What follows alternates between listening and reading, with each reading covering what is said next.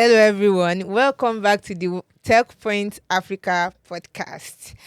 To our loyal listeners that have stayed with us all through the years, I hope I hope you had a great 2023, and I hope you enjoyed your holidays. And to our new listeners, you are warmly welcome. This is the Techpoint Africa Podcast, where we talk about the current news in the African tech space. We discuss about them. Sometimes we bant.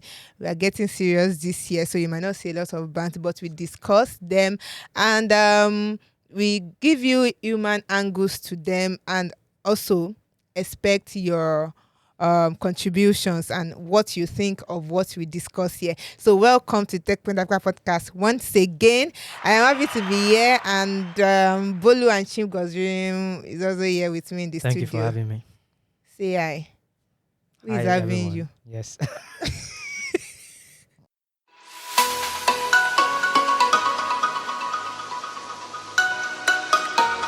We all know that the news cycle never takes a break.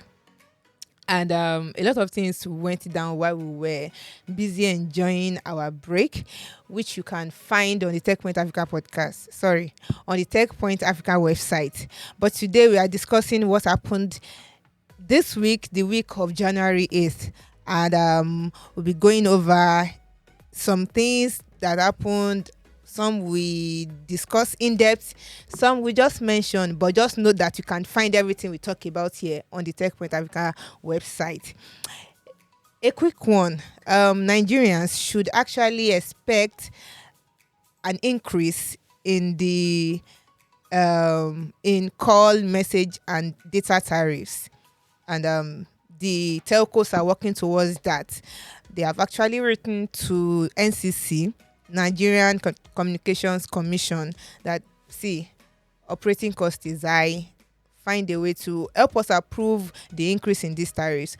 But that is not really the news. We heard that Glo is owing MTN, and MTN is now saying that if you do not pay up, we will stop your customers from calling our customers. So MTN has written to NCC and told them, please approve this thing. Tell Glo to pay their debts, or else in 10 days, that is, we are counting down to the 18th of January, Glo customers will not be able to call MTN customers in Nigeria. What are they owing? They're owing interconnect fees. So if Glo doesn't pay up, MTN would stop them from calling, and NCC has partially approved that. So that is on the side. What will we be discussing today? We'll be discussing the fate of Nigeria's naira stablecoin called cNGN, like the USDT. So it has been stated to launch on the 28th of February this year, on the 27th. Yeah, it was initially stated to be launched on the 27th. Yes, 27th of this year, but there is a new update which you will get to know. Also, there is a new entrant into the merchant acquisition market, and it's a neobank that we all know to be the bank of the free. So they've gotten into that market after prepping for 14 good months, and now they are into it. And we'll get to know what they have launched and how it's coming, and other things that are around this, the possibility of their success maybe. And then we'll talk about what a Nigerian delivery startup has launched. I'll call it a personal post office box. I post, see your life. Anyways, they call it an automated box automated blocker. You get to know more about that too while we go on. Then other things that we'll talk about today is a sanction from the CBN on some banks, the latest updates on that, then both in Kenya, then we talk about some layoffs and some resignations. So that is like basically what we're talking about today. So let's get into what we have today. cNGN doesn't sound as fancy as USDT. Anyways, what's the update with the launch? Bolu? All right, so before I get into the updates about the launch, just a quick recap. Okay, I don't think I've spoken about this before, but In 15 seconds. okay. No, I won't do that to myself today. I'll try again another time. So cNGN is a stable coin that should be launched, a stable coin pegged to the naira, that was slated to be launched this year, February 27, right? So for people who are not very familiar with the cryptocurrency ecosystem, stable coins are basically cryptocurrencies that are pegged to national currencies. So as you know, cryptocurrencies are very volatile, right? Their prices go up and down. So, but then they are great at cross-border transactions. You don't need any intermediary to send money to someone in Antarctica, for example, right? If they have, as long as they have internet. So the idea for stablecoins is, okay, let's create cryptocurrencies that their price will not be going up and down, right? So the idea is now that, okay, we'll peg them to a national currency, like the dollar or the euro naira or pound, something like that. So the plan is to create a stable coin that is pegged to the naira, right? And then I think it was announced last year that this was going to be happening. And then this year, right, I think at the first week or so, the Africa Stablecoin Consortium told us that stablecoin will be launched on February 27. So the Africa Stablecoin Consortium is like banks, blockchain startups coming together, right? And after they made that announcement, they had to I don't really know.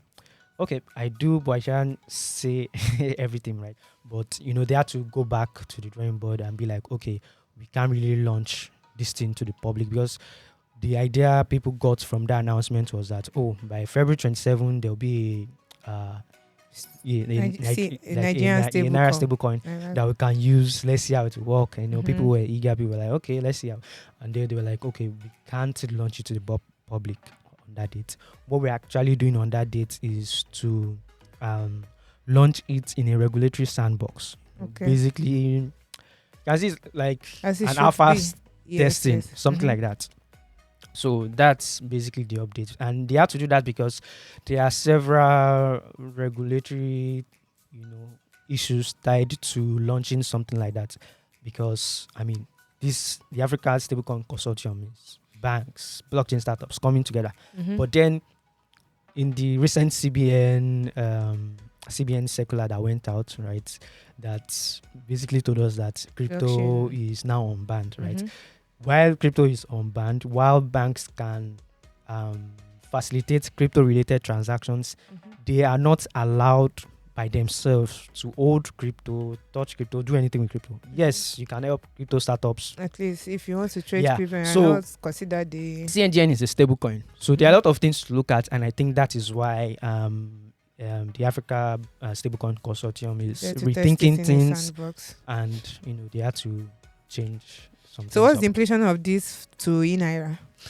Very good question. And a lot of people have been saying, this thing is now following, because you remember when naira was announced in 2021, and then they told us by October 4, so that it was October 1 that naira was going to launch, right? Then by that date they're like, oh no, it won't launch again, we are going to postpone. So it's kind of looking similar, but I want to stay positive, right? Because I know some of the people working on this stablecoin, and should I say, I have some confidence in the ability to make this work. So right? I'm asking that to know if it has prospects than the naira. Yeah. Okay. I get what you're asking now. Like, what's the difference basically? Yeah. So naira, you can also see naira as a stablecoin, right? Because it's a currency that works on the blockchain. But the difference now is that the naira just works on the naira wallet, right? It can't do anything outside of that wallet. But the idea for cNGN now is you can have cNGN in your Binance wallet, right? You can use cNGN in your Trust wallet, right? It can work on other blockchains, right? You can use cNGN to trade, things like P2P. that. Exactly. So I think it has more prospects, right? Because according to the first statements the Africa Blockchain Consortium released, they were telling us things like, oh, now e-commerce platforms can accept stable coins. You don't need to start looking for one dollar card to make your transactions again. So yeah, it definitely has more prospects. Yeah, I do not know much about the blockchain, but I think if you want to look at the what naira might have, might stand different from cNGN. Yeah. For instance, naira is backed or pushed by CBN, Yes, and this is by African Stablecoin stablecoin consortium, consortium. Yeah, and then having a different wallet too. Yeah. So it's just maybe going to be, trust. Maybe I'm talking now. I'm skeptical about the adoption. So maybe trust in the body involved. Okay. Since it's just this sounds like just nomenclature. Exactly. It's in as cNGN. So hopefully we'll be able to track the adoption and see how. People seem eager, because I saw one of your tweets and people seem eager to want to use this stablecoin. Yes. So we'll see where that will lead us to. Right? Lead us to a good place in Jesus' name. Amen. Maybe people like me that do not even care about stable coins. Yeah, that's part of the things we need to work on. People that adopt. don't care, they need to like create a framework for adoption. People that care Right. and would they even adopt? They will. People I mean, that care. if you think about it, How many of you that care adopted naira? No, that's why it's different from naira. It's not different. It Did is you- different. Will It's you actually carry it's your basic- fight to behind the scene after the studio? It's basically because I mean- because I get your point, and Mbolo has written some articles explaining what stable coins are and also in naira. So if you want to find the disparity between them, we can just check those articles. We'll drop the link in the description. Okay, let's move from there to what the Bank of the Free is up to in their latest launch. Team God's Dream. Okay, so Kuda is basically getting into merchant acquiring. What does merchant acquiring mean? So it's almost like agency banking, but no agency banking. So if you're a business, you can now use a Kuda POS to accept payments, facilitate payments, basically. It's not the first time they're doing it. Last year, I think March, they launched soft POS, which is basically you can use your smartphone, if it's NFC enabled, of course, to your smartphone can act as a POS machine. I don't know how many of you have smartphones that are NFC enabled. I do. But sorry, I wasn't asking the audience. But really, that's what this soft POS was supposed to do. So it's a bit interesting that they are now launching Physical physical POS POS terminals now. So you can pay outrightly. I think it's 75,000 naira, or you lease a POS from them. Those are the two options I think they have, and I don't know what word adequately describes it. I think it's an interesting development. So what's the big deal? Why are they entering the water with, I won't call them sharks, but big, those that have been there for a while, like Money Point, OPay, Pampay. Carbon doesn't. Not really. So I can't speak to their motive. Paystack too, very recently. Yeah, Paystack does stuff like that. I can't speak to all their motives or their reasons, but I'll say this as maybe, I mean, looking at the way the market is, there are established players. Moneypoint, OPay, two of the biggest. Pampay too. Pampay to a lesser extent, but Moneypoint and OPay are the largest players in that space. And Kuda was for a very long time just a a new bank, but it was for individuals for a very long time. And I think in the last few years we've begun adding business banking features. So that's so now we do not know what percentage of their customer base is made up of businesses, because the easy thing would be, if you have a large number of businesses who actively use you, you can easily introduce these services, assuming they do not have alternatives. So now I don't know what percentage people of are their using Kuda business to Yes. start with. yeah Because, because well, yes, you that can. would make adoption easier. But we've seen a few moves in the last a few developments in the last, let's say, 18 months around POS businesses. So last year Keeper basically shut down that arm of their business. They later said they were passing it on to Block. We don't know whether that was an acquisition or not, but they shut that down. And at the time, I was also wondering, if one person is saying we don't see much potential in this market, why is another person taking it off their hands? What are you seeing that we are not seeing? On the other hand, too, we've also seen a move from MoneyPoint, who is maybe the biggest player, going from just they are moving away from agency banking, for example, slowly getting into the what do you call it now? Personal banking space. Yes. So why are they moving? And we've had a lot of conversations or a lot of chat around what's the future of the agency banking business model. So it's a bit curious to for Kuda to get into the business when they are getting in. I don't know how that's going to play out for them over the next few years. They probably know they probably have some data points that informed this decision. But I've spoken to a few people to understand why Kuda will make the move.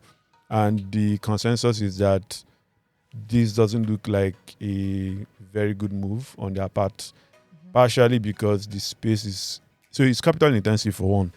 The POS terminals, which was one of the things that Keeper alluded to when they were shutting down. A POS terminal is 75,000 naira. The business has to fork that out, which may not be a very easy thing for any business to do, at least in this current climate. So that's one.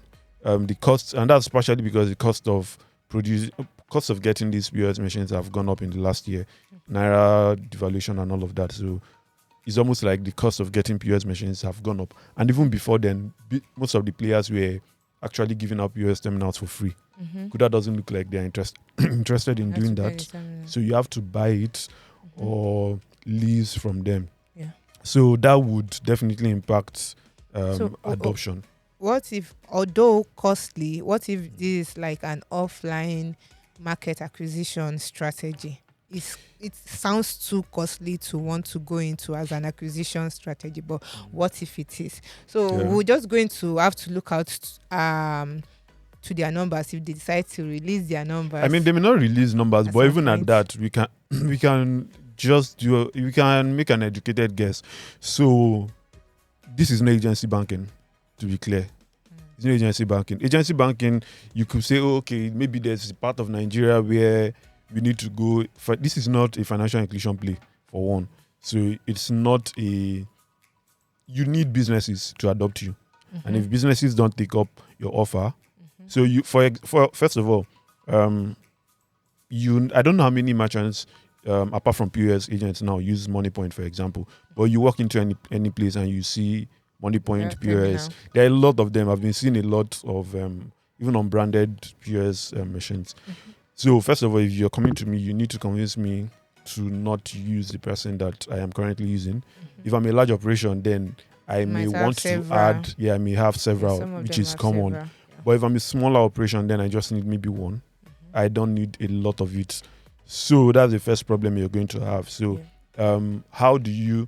We are even going to find the customers.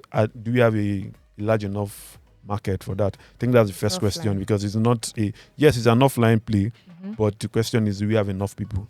Yeah, We do not have enough people then. we might not be able to take all these guesses until we give them a few months, right? Because for Yes. them to launch Kuda business at some point, they would have probably gone to the market. It's 14 months since they launched Kuda business, and they started Mm. bringing in different features into it in the last 8 or 9 months. So they would have seen some numbers that probably even if they want to start people, if they want to start people that will adopt this, they will probably just go back into their database of those people that are using Kuda business and start from there. So it's a play of time, a time play. So we just look at Hopefully. how it will turn out for them. Talking about trying new things, I don't know if any one of our listeners have New Year resolutions. Right, I don't have. Not because I don't have plans for my life, but sometimes some people don't just follow through. But even if you don't have New Year resolutions, one of the things you should try to do this year is upskill. Whatever skills you already have, it is always the people that get better that get the recognition, that get hired. And if you're looking at learning sales, becoming a sales pro, there is a course that we've been talking about since last year, but if you're new, you're hearing this for the first time, from Oluwanifemi, and you might want to try it out.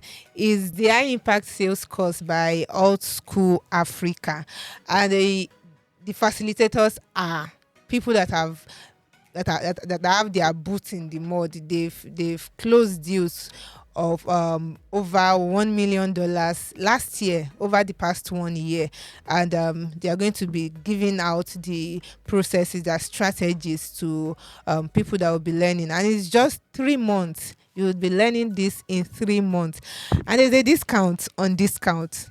So there's an early bird discount, then Techpoint Africa is giving you a discount on that discount. How we just not generous. So if you want to use the discount, just use Techpoint, TECHPOINT, as the discount code. When you go to the website, we'll drop the link in the description to register for that course. So let that be your New Year resolution. Learn how to sell your dreams, your ideas. People need to buy your ideas. If they don't, you can't convert it to money. Somebody should jot that down. Moving on to companies trying new things. First Delivery, a Nigerian delivery startup, has launched something that I think is bold and interesting. Because you can fill us in on that. Yep.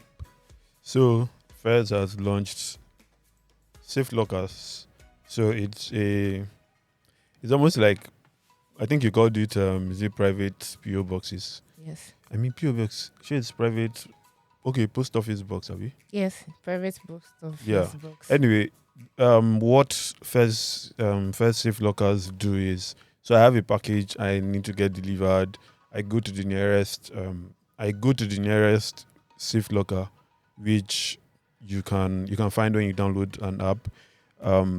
You put your parcel, and then someone else comes, picks it up, and then delivers it to the recipient, usually at a location that is very close to them. So currently they are doing it in partnership with a filling station.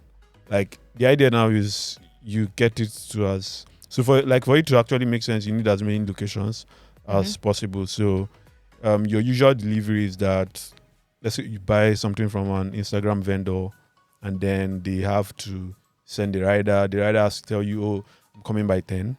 And by 10, yes, like gracious experience and delayed us. The person comes by 10, and if you are in a meeting by 10, for example, you have to step out of that meeting. But with the Safe Lockers, you're basically doing everything on your terms. As a business owner, you drop off the parcel, or it's not only business owners that can use it, individuals can as well. But you drop off the parcel when you want to, at your convenience. The rider picks it up when, of course, it has to be picked up, knowing fully well that someone else the recipient is expecting it at a certain time. So it's picked up, and then the recipient, maybe something comes up at the time I initially wanted to pick it, and I can't go anymore. I don't have to say, oh, come back. I don't have to tell the rider to come back some other time, and I just go I just go pick it up when I want to. So to access it, you just it's internet enabled and leverages IoT, Internet of Things. So you just go put in a code. You get a code, of course, that you can use to access the lockers, either as the recipient or the person putting in the parcel. Same with the riders as well. They get a code with which they can access it. So apparently they are not the only ones who are doing it. There's a In there's Nigeria. yeah, they're not the only ones doing that in Nigeria. There's Smart Parcel. I think they launched that about 6 months ago, and it basically uses the same what do you call it now? Process. The same process, yes. So you just put your product and then someone else gets it. Yeah, that's it. I've seen a few people express concerns around safety, but Fairs assures that they've taken all those things into consideration because people may worry about their parcels being stolen. Mhm. So they've said yes, we have put some measures in place to ensure that your deliveries are not missing. And I think beyond Or- words, there should also be insurance Well, for any of those things that will be put in those boxes as an assurance. How for- how do you make sure the driver actually dropped it in the box? So drops it in the rider.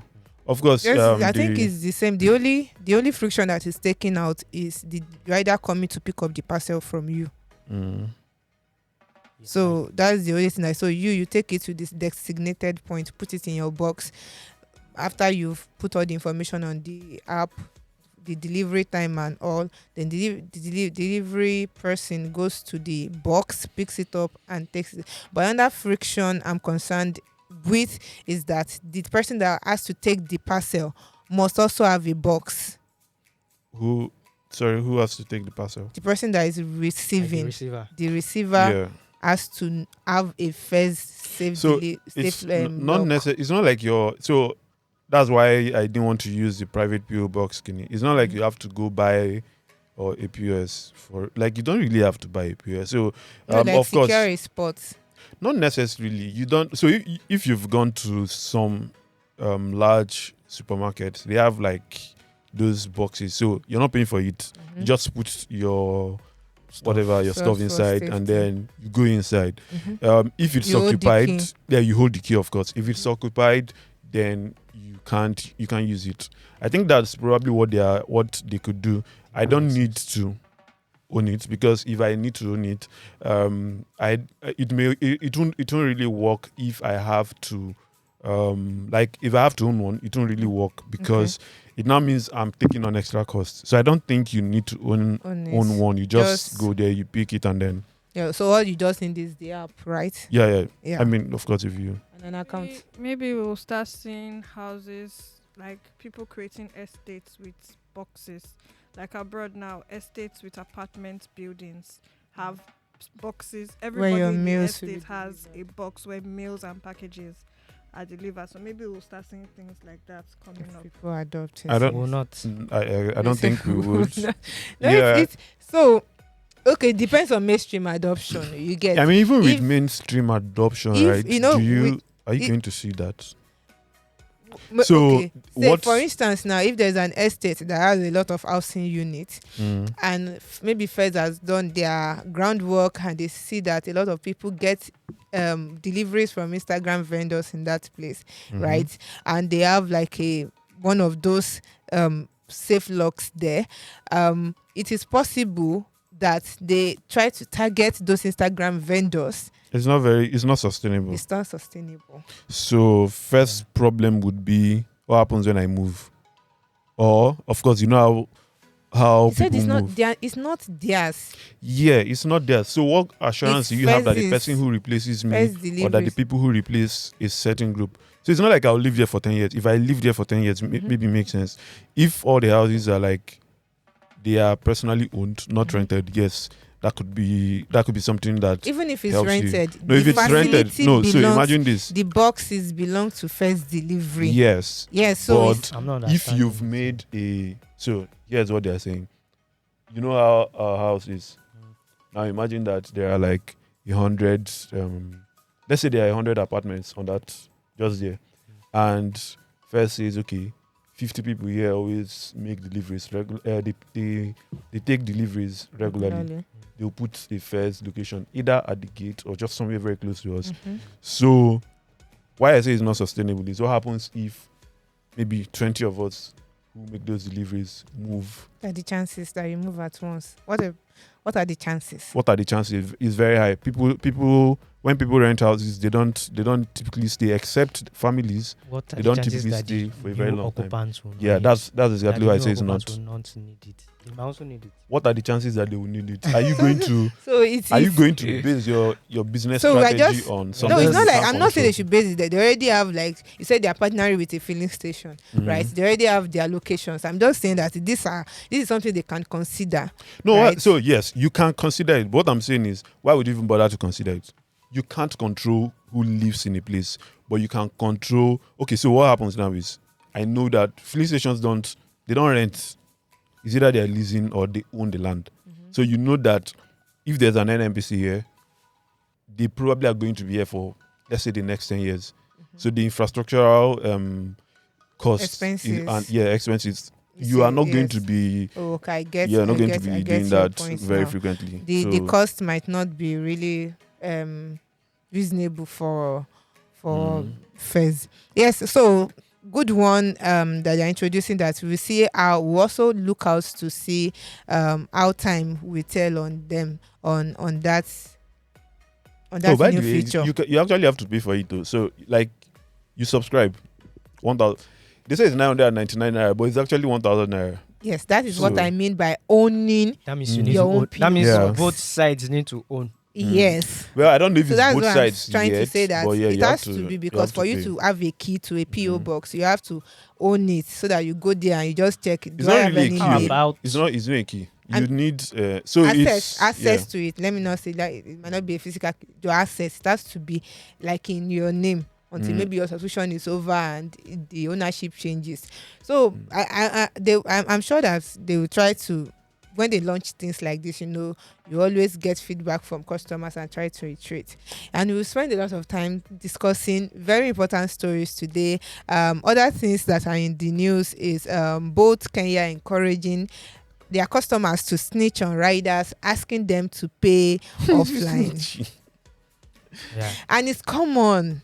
very common. I like it. I think it should Especially- come to the Lagos market. Anyways, apart from that, CBN woke up on Wednesday, not woke up because it was around Wednesday evening, and say, okay, we are firing the board and management of 3 banks, namely Polaris, Keystone, and Zenith. Yes, and then they woke up on Thursday morning and said, okay, we've given you people new board members and management. We have the news on our website. What did these banks do wrong? What happened? What went wrong? You can check it out on our website. Also, another CEO have resigned, and that's the CEO of Cellulant. Is a Kenyan fintech.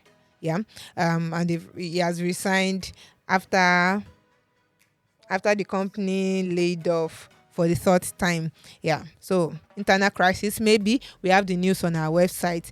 And closing for the day, Wasoko and Max AB will be reducing their workforces by 10% as they both merge. The Well done. market is rough. Very, very. Market is rough. We hope 2024 is better than 2023 in terms of layoffs. I really, really hope. I hope the economy scene is looking up, and microeconomics is not trying to choke companies. I'm wishing companies, startups, especially Be better. success and funding and more funding this year. 2024 might be good for them. Fingers crossed. Don't forget to subscribe to our newsletters. We have Modern Workplace newsletter. We have what's the name of your newsletter, Bolu? My newsletter. When did you Yes. have newsletter? No, we've not given. You're that- launching one soon, yeah? Yeah, it's still on You the don't want wraps. you don't want Yeah, to tell your There'll fans be an yet. official launch. Okay, there will be an official. And Chingozi, yeah, your newsletter, Equity Merchant, before you change the name. Anyways, I've changed the name of my newsletter from The Workaholic You people bore with me for one good year. Thank you very much. I'm changing the name to Modern Workplace Newsletter, and I'm bringing new features. And if you've not subscribed, you should, because I'm starting a new season on Monday, and you'll be getting a newsletter every Monday and every Wednesday with different things. I have a whole lot of topics we want to discuss this year. Our workplaces must be better. Amen, somebody? Amen. Yes, and Pitch Friday for the first one for the year 2024 would be holding on January 19th. Are you Small going to chops. come? Well, Yes, more chops. But if you don't know about Pitch Friday, Chim goes dream. Pitch Friday. Tell people about Pitch Yes. Friday. So Friday is a monthly pitch event for early stage founders and sometimes middle stage founders. Basically, you have founders come, they pitch their startups or products, and then you get feedback. We have learning sessions every month as well. So next week we would have one learning session, and it's free. You don't have to pay to come. And if you're lucky, you'd get water and small chops. We have a lot of interesting things. Gracious, you will not be getting small chops, but we do have a lot of interesting things coming up this year. Like we are basically bringing more features, more products or programs to Pitch Friday at a go to club. But yes, we do have a lot of features this year, so you should come. You should join us, or you can, like she said, subscribe to Equity Merchants newsletter to stay updated and know what's up. So yes, I expect to see all of you on Friday, I will be there. inshallah. Well, next week Friday will be there. To our listeners, thank you for always joining us on the Techpoint Africa podcast. We noticed something that we've not been hearing from you, and we understand the landscape of the podcast word, where sometimes when you feel that I need to drop a word of encouragement for these people, there's no comment section like you see on YouTube and on social media. I would love that you take the extra length to send us an email at podcast@techpoint.africa. podcast@techpoint.africa. Let us know what you think. We just don't want you to be in the shadows. We want to know who we are interacting with, who is listening to us, what you think about what we discuss on this podcast. So send us a message, a mail, what you think. Anyways, just to say I shout out to your fan, to your favorite podcaster. I'm not mentioning my name. To us, you can send it to podcast@techpoint.africa. And if you're watching this, if you come across this, you can also listen to us on Bolu. Please give it to us. Yeah, you can always find us on Google Podcast, Apple Podcast, Spotify, Radio, or anywhere else you get your podcast. I heard that if you are listening on Spotify, you can actually drop a comment. That's awesome. So please drop us a comment. Probably the same for YouTube. so because Google Podcast It's- will It's coming to discontinued. YouTube Yeah, Music. coming to YouTube Music. And Okay. then YouTube Music has comments. So Okay, so you can it also will be this year, I don't know when Google Podcast gets to YouTube Music, drop a comment for us. But in the meantime, send us an email. Would be happy and elated to read from you. Thank you very much for joining us once again today. See you and catch you next week, Thursday. Bye.